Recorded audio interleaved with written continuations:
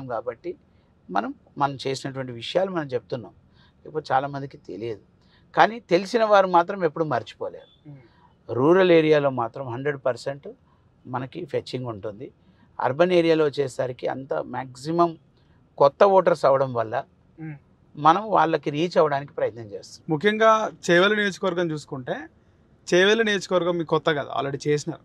అయితే అక్కడ చాలామంది బీఆర్ఎస్ ఓటు బ్యాంకు ఉంది, బీఆర్ఎస్కి చాలామంది ప్రజలు పట్టం కడతారు. ముఖ్యంగా కరెంటు చూసుకుంటే, కరెంటు కోతలు కానీ ఇవన్నిటికీ చూసి, అంటే ఇది స్టేటా, సెంట్రల్ ఎలక్షన్సా, లేకపోతే ఇక్కడ భారతీయ జనతా పార్టీకి కాంగ్రెస్కి పోటీ ఉంటుందని రాజకీయ విశ్లేషకులు మాట్లాడుతుంటే, సామాన్య ప్రజలు మాత్రం కారు గుర్తుకు వేస్తాము అని అనేవాళ్ళు లేకపోలేరు చేవెళ్ళ నియోజకవర్గంలో. దాంతోపాటు మన కేటీఆర్ గారు కూడా వచ్చినారు. ఆయన వచ్చి కూడా తెలంగాణ ఉద్యమం టైంలో నేను ఒక ఏదో జిల్లా చెప్పిండన్న, ఆ జిల్లాలో కొంతమంది ముద్రాజ్ సంఘం సుధీరులు నాకు కలిసినారు ఆదిలాబాద్.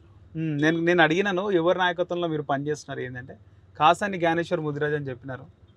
నాకు అనిపించింది, ఇంత మారుమూల గ్రామాల లోపల్లో కూడా, పల్లెల్లో కూడా ఆయన నాయకత్వంలో పనిచేస్తున్నాం అంటే ఇంత బలంగా ఉందో నాకు ఆ రోజు అర్థమైందని చెప్పేసి మన కేటీఆర్ గారు చెప్తున్నారు. ఇప్పుడు మనకేంటంటే మన నెట్వర్క్ 2 రాష్ట్రాల్లో కూడా సబ్బండ వర్గాలకు సంబంధించినటువంటి ఏదైతే 93 బీసీ కులాలు కానివ్వండి, అప్పుడు ఉన్నటువంటి ముదిరాజ్ సంఘంకి తరఫు నుంచి కానివ్వండి, మనకి అన్ని గ్రామాల్లో మనకి పర్సనల్ నెట్వర్క్ ఉంది.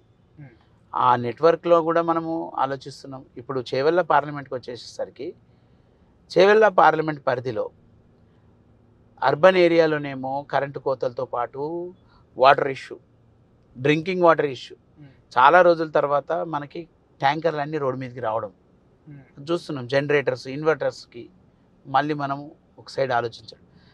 ఈ బీఆర్ఎస్ గవర్నమెంట్ ఎప్పుడైతే 9.5 years ఉందో, కేసీఆర్ గారి గవర్నమెంట్, ఎప్పుడు కూడా ఆ ఆలోచననే లేదు.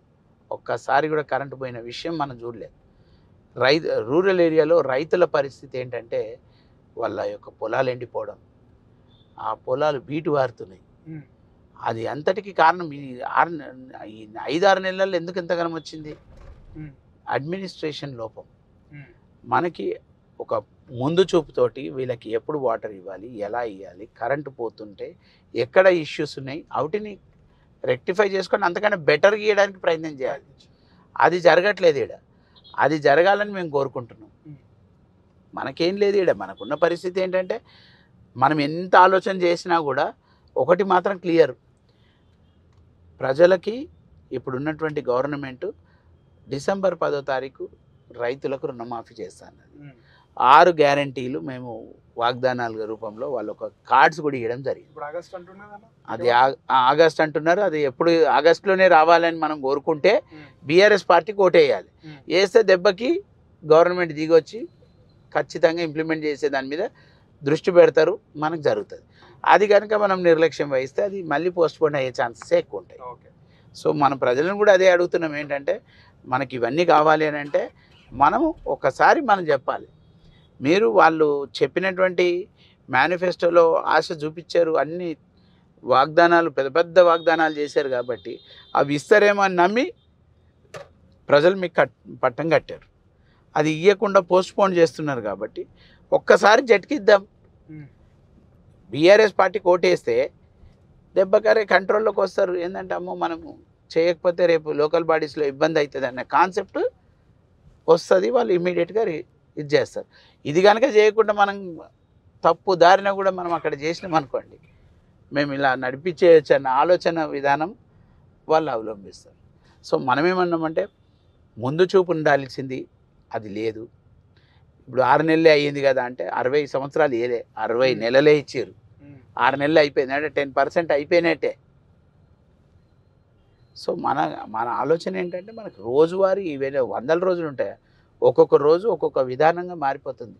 ఇప్పుడు 224 మంది రైతులు ఆత్మహత్య చేసుకోరు ఈ 5 నెలల ప్రాంతంలోనే. రికార్డు కావాలంటే అసెంబ్లీ సాక్షికి ఇచ్చారు. సో మనమేమన్నాము, చెప్పడం ఈజీయే, ఆచరణ చేయాలి, ఆచరణ చేసేటియే చెప్పాలి. మన ప్రభుత్వం ఇంతకుముందు కేసీఆర్ గారు చెప్పని కూడా చాలా చేయగలిగారు. మన భారతదేశానికే ఒక గర్వదగ్గమైనటువంటి ప్రాజెక్టు, మనం అందరం గర్వించదగ్గ project lift irrigation, Asia's largest lift irrigation project Kaleshwaram. ఒక ప్రాజెక్ట్ కాళేశ్వరం అంటే ఒక చిన్న ఇది కాదు, మనకు దానికి సంబంధించినటువంటి డిజైన్ని చూస్తేనే ఒక అద్భుతం అది.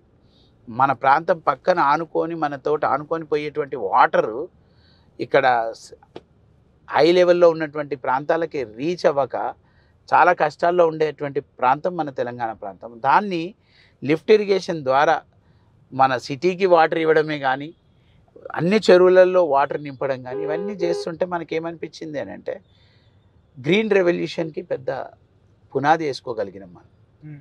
ఇప్పుడు వరకు ఎవరు ఆలోచిస్తున్నారు? ఇప్పుడు వచ్చే 6 నెలల్లో ఏ రోజన్నా దాని మీద రివ్యూ జరిగిందా?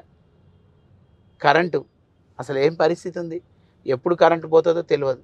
అలాంటి పరిస్థితుల్లో మనం ఒకటే అడుగుతున్నాం ఏంటంటే, ఈ ప్రభుత్వాన్ని మనం ఒకటే డిమాండ్ చేస్తున్నాం, మీరు ఇప్పటివరకు ఇవ్వలేదు. ప్రజలను మేము కోరేది అదే, మీరు మీ యొక్క నిరసన రూపాన్ని బీఆర్ఎస్ పార్టీకి ఓటేసి చూపెట్టండి.